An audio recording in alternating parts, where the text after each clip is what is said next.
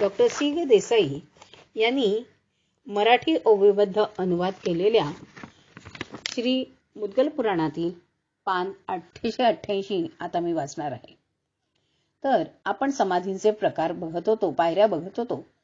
त्यातली चौथी पायरी आहे सस्मित समाधी.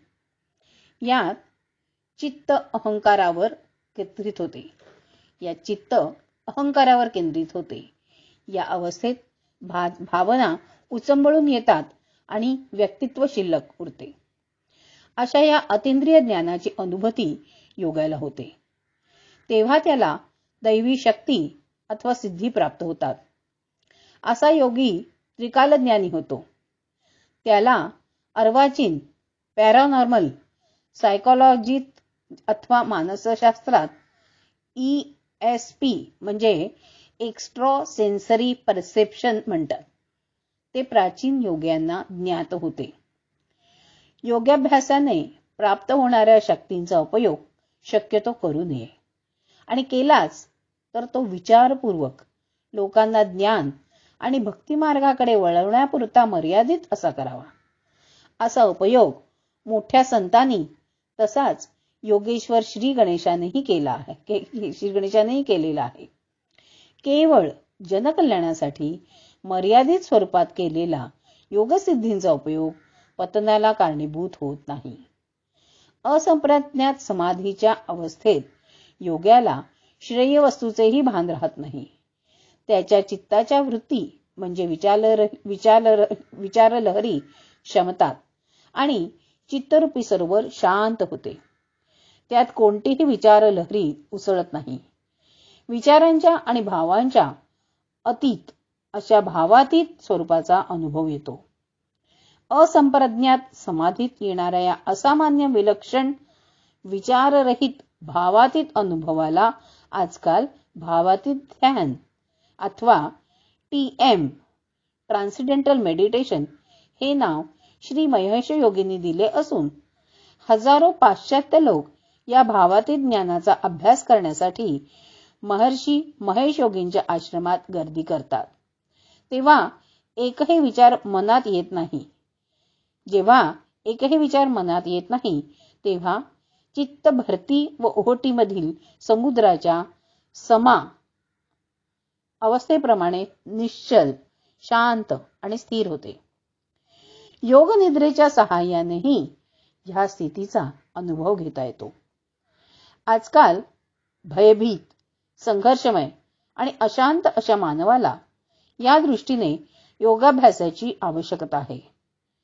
हठयोगाने शरीर स्वास्थ्य उत्तम राहते, तर राजयोगाने विचाररहित, भावातीत अशा आनंदरूप स्थितीचा अनुभव येऊन संपूर्ण द्वैताचा नाश होतो.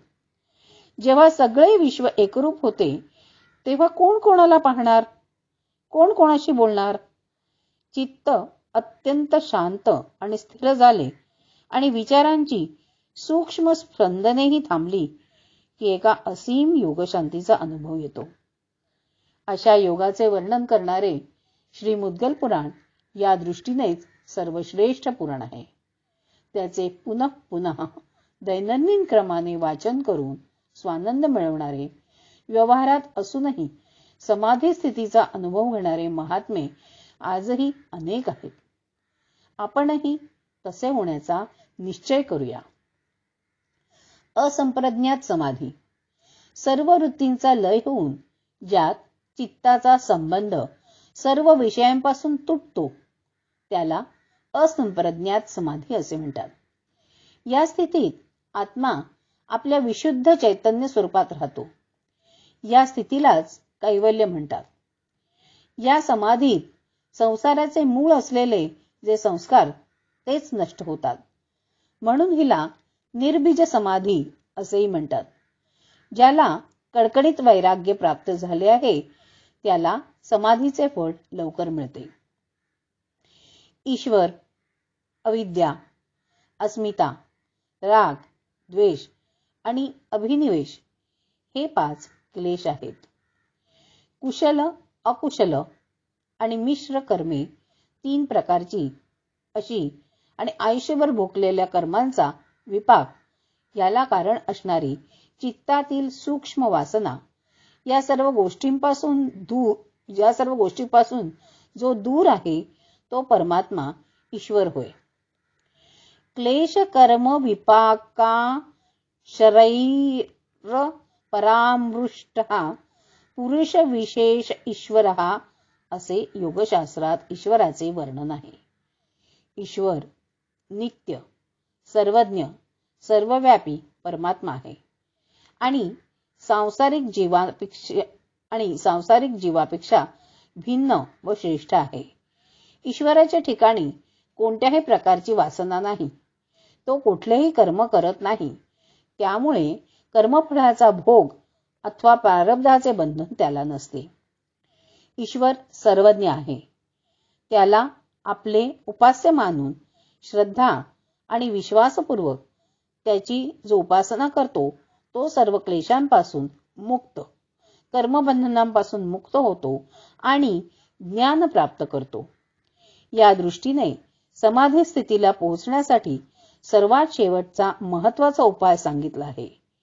ईश्वर प्राणिधानाद्वा भक्तिभावाने ईश्वराला शरण जाऊन सर्व काम्य कर्मांचा त्याग करून नित्यकर्मे निष्काम बुद्धीने करून त्यांचे फळ ईश्वरार्पण करावे आणि कर्माच्या फळाची अपेक्षा कधीही करू नये. ओंकाराचा जप करावा. असे केल्याने परमात्म्याचे ज्ञान प्राप्त होते.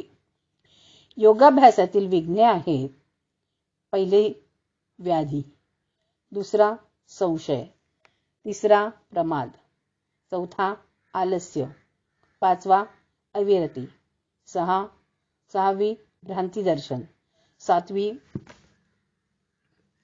अलब्ध भूमिका इत्यादी. याशिवाय दुःख, दौर्मनस्य, श्वास, प्रश्वासादी विघ्ने आहेत. पान 888 संपूर्ण.